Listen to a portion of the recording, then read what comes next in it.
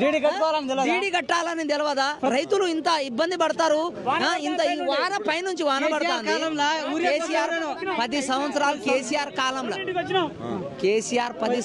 కాలంలో ఒక్క ఊరియా బస్తా కాదే, ఆటోడుకు పైసలు ఇస్తే వాడు ఇంటికి తీసుకొచ్చి ఇచ్చేది. యూరియా బస్ ఇప్పుడు రెండింటికి వచ్చి రాజకీయ మేమెందుకు రాజకీయం చేస్తామే? కాదు, మేము రాజకీయం చేద్దానికి మేమంతా వర్షంలో తడుచుకొని రాజకీయం చేద్దానికి మాకేమైనా వచ్చిందా? రేవంత్ రెడ్డి ఏమన్నా తెలుసా?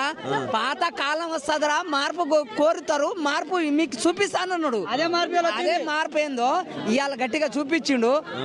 ఈ అవసరాలు ఈ వానల మా ఎడ్లు, మా గొడ్లు, మా చేను, మా చిలకలు ఇవన్నీ ఆడిపోయిన 11 ఎకరాలు నాది. 11 ఎకరాలు భూమి. అలా ఎంత 3 ఎకరాలు.